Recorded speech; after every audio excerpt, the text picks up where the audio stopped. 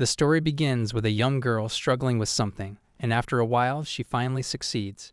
She is an elf named Carrie. She lifts the sword, overjoyed that she has at last managed to forge a weapon capable of defeating the Demon King.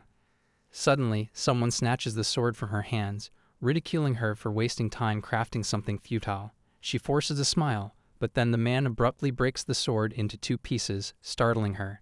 She yells at the man, calling him her father. He asks her how many times he must explain that nobody in this world requires weapons.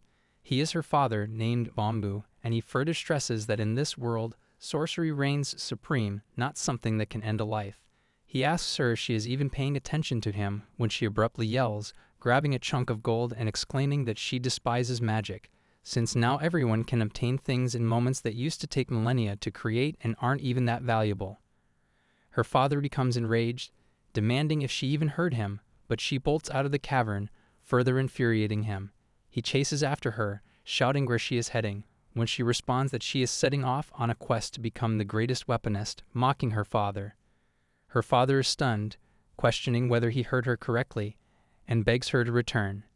After this, Carrie dashes towards the metropolis, declaring that today marks the 1000th anniversary of the hero vanquishing the Demon King, and today she is here to sell fine arms.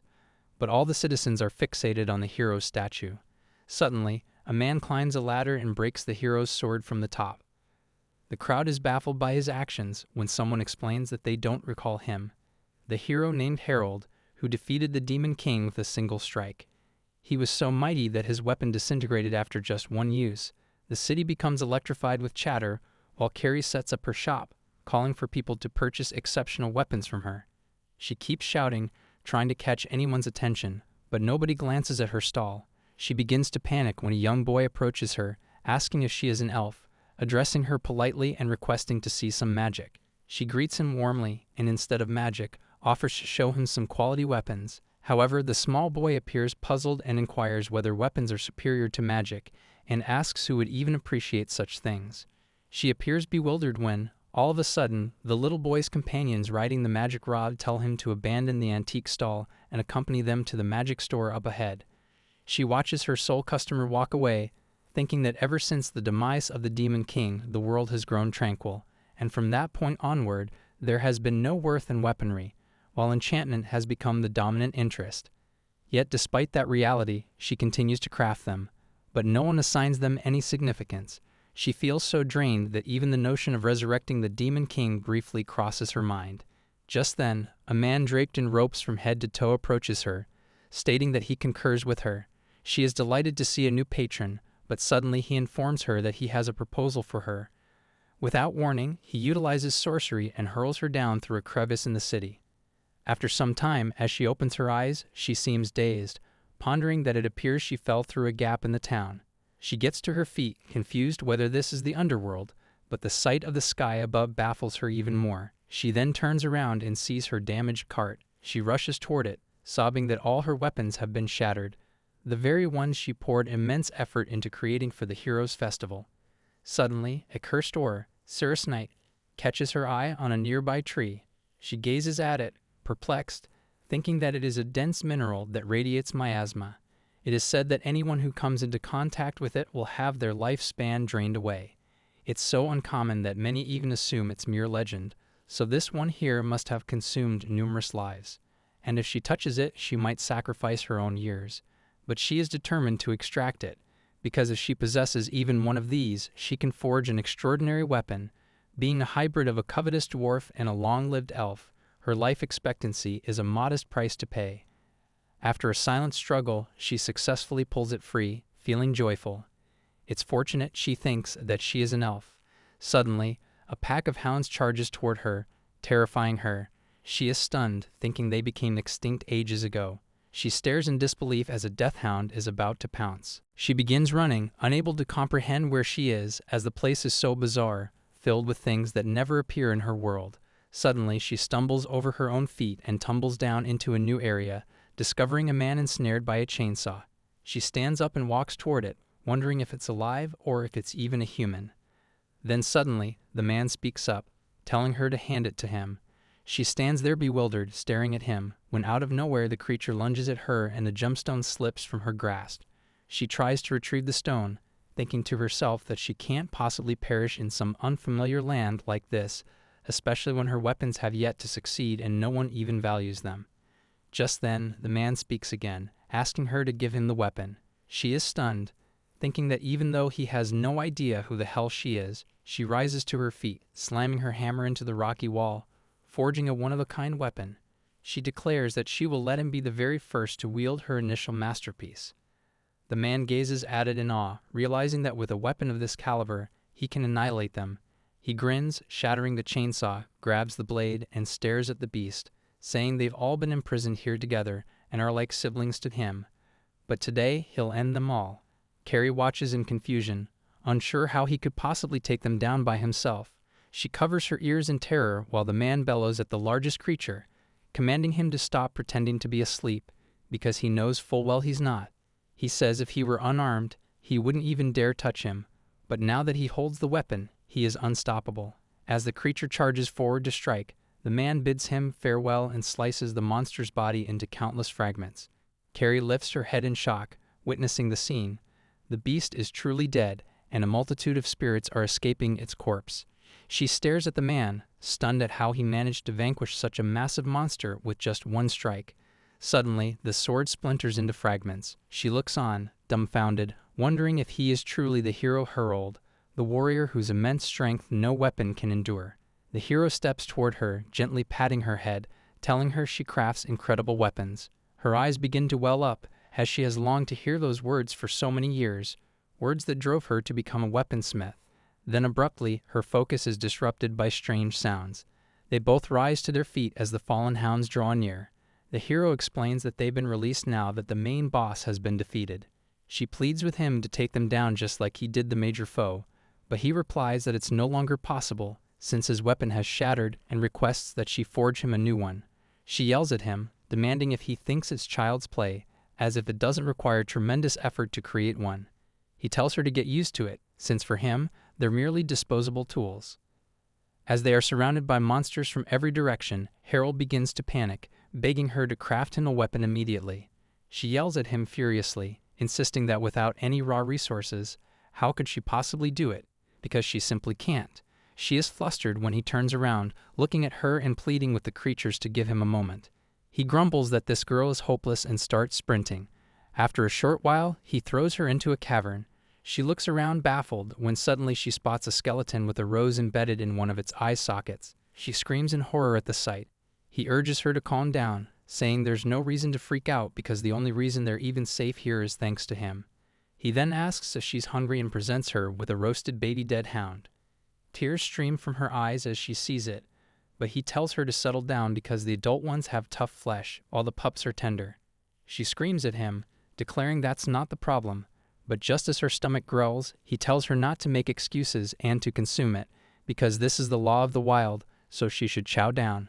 Having no alternative, she takes a bite, grimacing, but is stunned by how delicious it tastes, and she begins devouring it joyfully.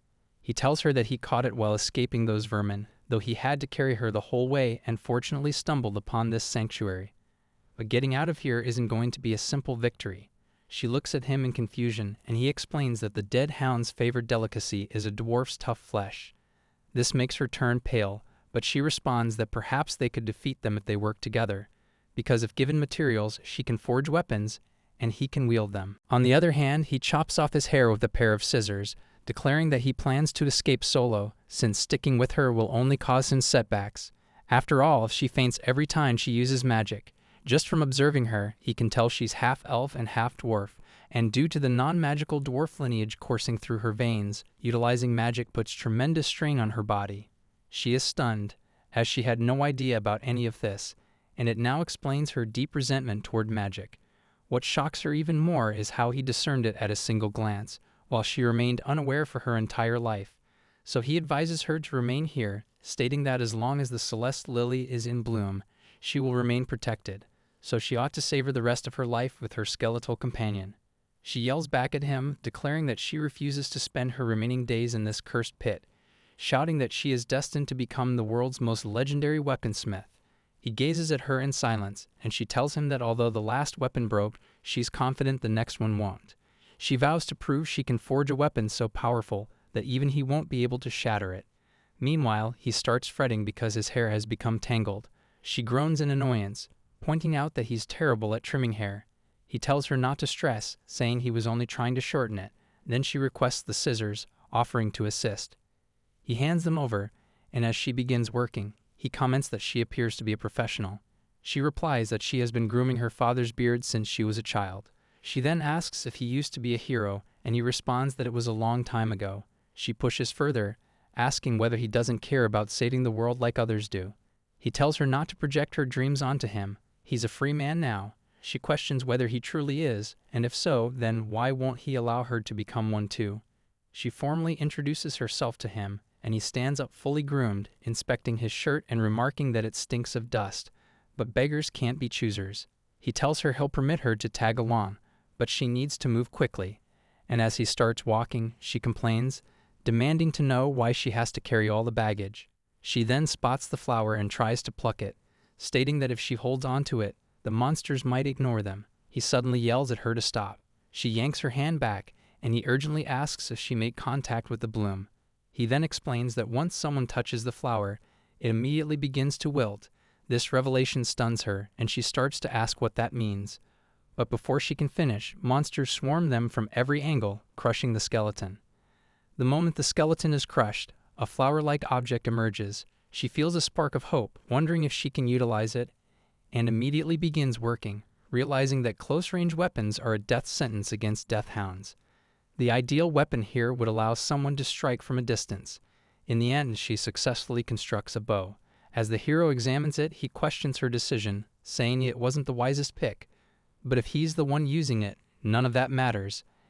And as he begins to aim, she cries out in confusion, shouting at him, demanding to know what he's aiming at. And after some time, all the beasts are annihilated by the arrows. He stands there, observing as the bow vanishes. From behind, she yells at him, demanding to know why he didn't inform her about it earlier. She continues shouting, asking whether he can't restrain his strength so the weapon won't be destroyed after a single use. But he replies that he's unable to, and that he's terrible at holding back. She then requests that he at least carry half of the luggage because she's still feeling lightheaded from the spell she cast. Yet he refuses, stating that if she doesn't like it, she's free to stay behind. She begs him to slow down as he's walking too fast. She watches him and thinks about how he destroys every weapon he wields after only one use. According to legend, he was known to be an exceptionally kind-hearted man. So were those tales fabricated, as he doesn't reflect that image at all? Or perhaps he transformed himself over time, and now that she reflects on it, he didn't compliment her weapon this time. Suddenly, a winged creature appears and snatches the hero into the sky. She looks at him in absolute disbelief, crying out his name. She yells in confusion, unable to comprehend whether it's truly a dragon. Suddenly, the dragon turns back toward her. She gasps in disbelief and then grabs hold of its tail, climbing onto it. She screams at Harold, questioning what sort of hero he is to get abducted by a dragon so effortlessly. After a short while, she forgets her frustration and begins marveling at the breathtaking view below, stunned by the beauty as she has never witnessed anything so stunning before. Eventually, at a certain location, the dragon gently places the hero down and tosses Carrie off as well. She cries out in pain, then gets to her feet, commenting that it doesn't seem like the beast wants to devour them. She scans the surroundings and realizes they're inside a dragon's lair, which looks so magnificent that she begins wondering what materials it's crafted from. Then she spots a baby dragon within it and observes that they appear incredibly weak.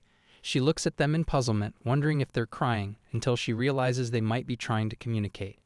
Maybe the dragon brought them here for the purpose of assisting its offspring, so the first thing they need to do is feed them. But then, the hero suddenly stomps on one of the little ones, leaving the girl utterly horrified. She screams at him, ordering him to step back while grabbing his collar. He demands she release him and asks if she hasn't noticed yet. She gazes at him in confusion, asking how he figured it out. She presses further. What exactly is it?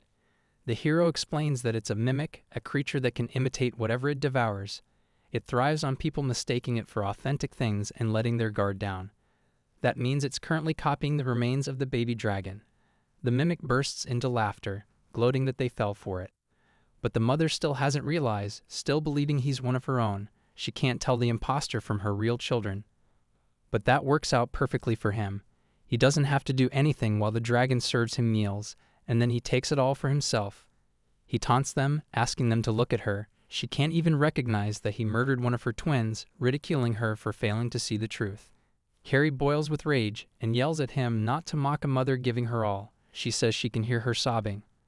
Furious, she grabs a stick and charges forward, commanding the mimic to let go of the baby right now. He scoffs at her, asking whether she really believes she can beat him with that worthless scrap, calling them both a pair of losers while bursting into laughter, when suddenly, the hero slices him cleanly into two halves. The mimic is cut in two with a single blow, and his weapon shatters. He can no longer shapeshift. As he glances upward, he notices the mother dragon in a frenzy. She seizes him, and he desperately tries to tell her that he is her offspring, cursing himself in frustration. Both Harold and Carrie hear his cries as the mother dragon crushes him in her jaws. Carrie remarks that the moment the mimic was unmasked, the dragon attacked. Perhaps she had always known but couldn't act while it bore her child's form. Carrie gently lifts the baby dragon, and its mother licks her, causing a tickling sensation. Harold explains that the dragon is expressing gratitude. Carrie teases him, asking if he's jealous, and suggests he could always ask the dragon for a lick himself. He retorts that he's not interested.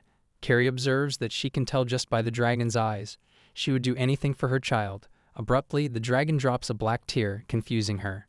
Without warning, the dragon begins to transform, and her head bursts apart. Both Harold and Carrie are stunned. Harold warns her to keep back and questions aloud if stealing the child wasn't enough, had the mimic gone after the mother too. The mimic rises, laughing.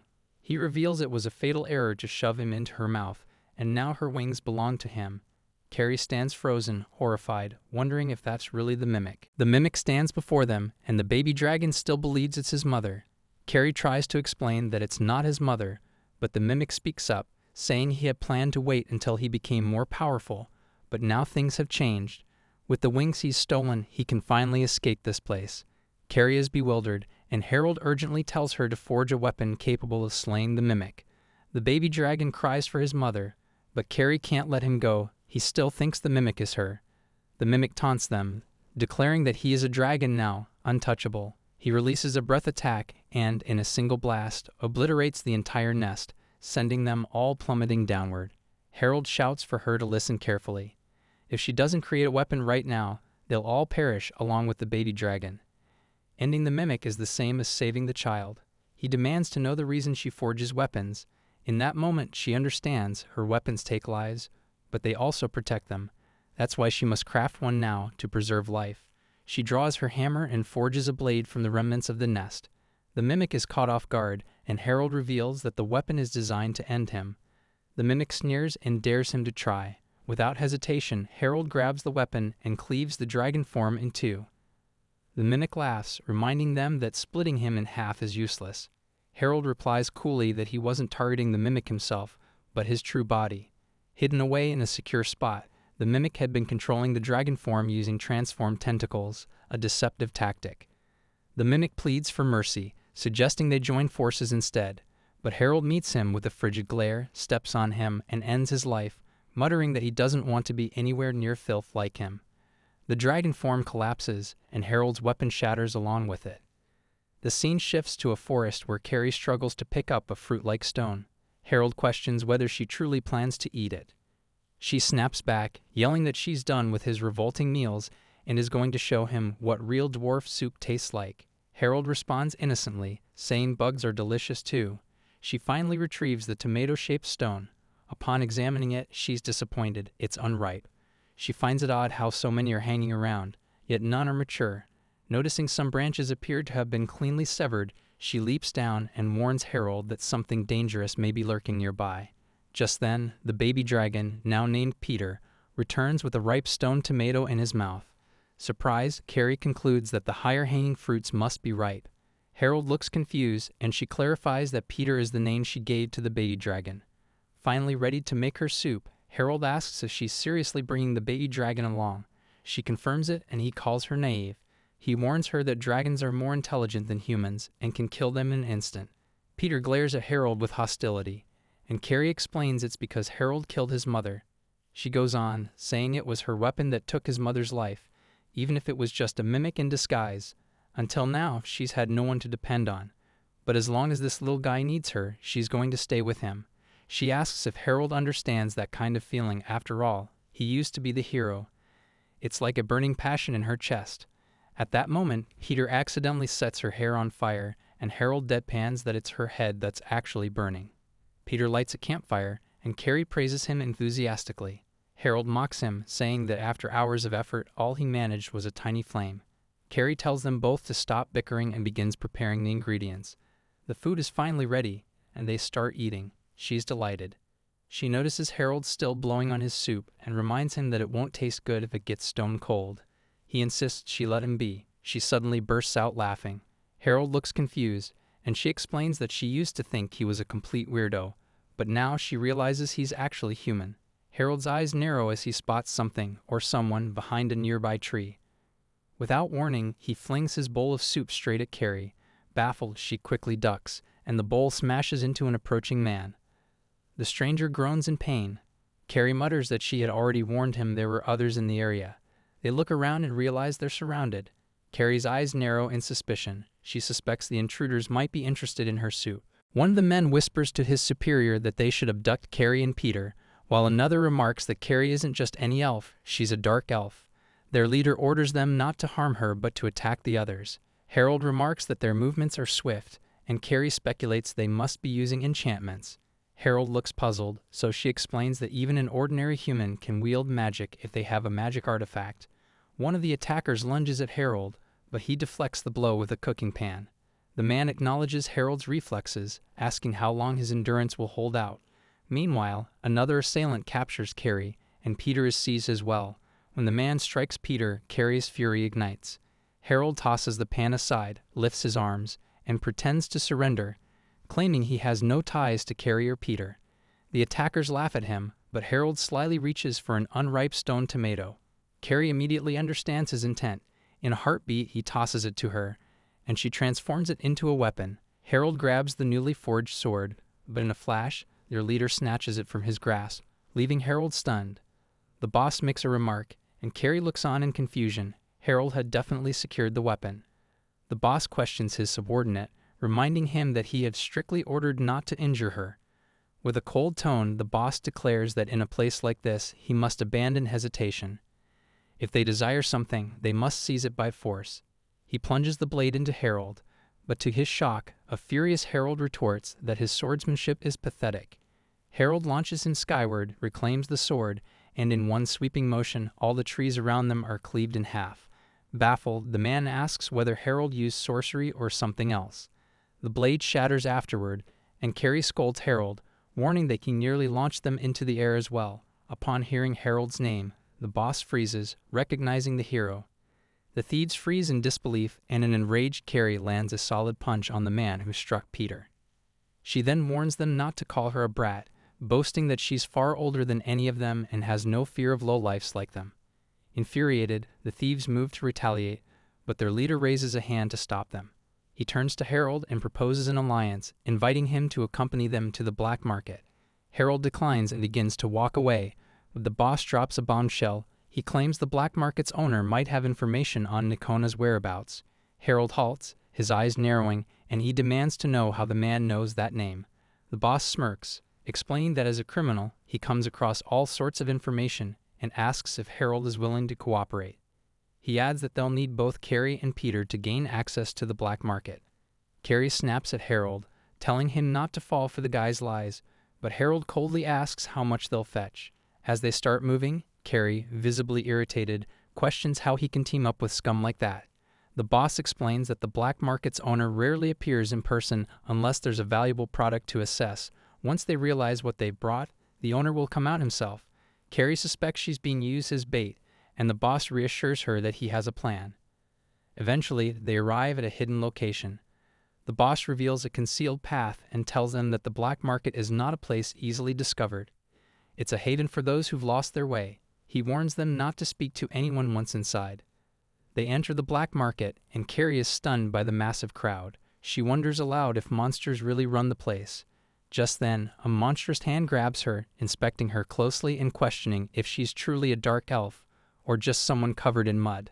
The boss confirms her authenticity, and the monster tells him to send her in for a closer inspection. Another receptionist hesitates, pointing out that the mana circuit is down, but the first reassures him that they have backup mana and the Aether should be restored shortly. He instructs Carrie to enter the cage. Harold leans in and tells her he'll be there the moment she signals and asks if she can handle it. She nods, saying she doesn't have much of a choice. Carrie is sent inside, reaching an area where her identity as a dark elf is verified. Disgustingly, the monstrous hands begin inspecting her body. They murmur that Baal will be pleased with her and continue touching her inappropriately. At that moment, Peter unleashes a burst of flame, breaking open the cage to protect her. In doing so, he burns his mouth. In the blaze's light, an abominable creature is revealed. The monster leers, calling her lively merchandise. Carrie glares at him and mutters, "Nope, not dealing with this." She knows she needs to escape, but the pitch-black surroundings offer no clarity. Suddenly, someone grabs her hand and helps her move through the shadows as the monster passes them by. A girl's voice tells her they should be safe now that it's gone. Carrie thanks her, and the girl asks what she's doing here. Carrie explains that she came to meet the boss, and the girl tells her she can reach him through a certain passage. But then the girl sighs, calling it unfortunate that they met here, because no one who enters this place has ever made it out alive. The girl is pierced with multiple swords. She then introduces herself as Nora and asks Carrie for her name.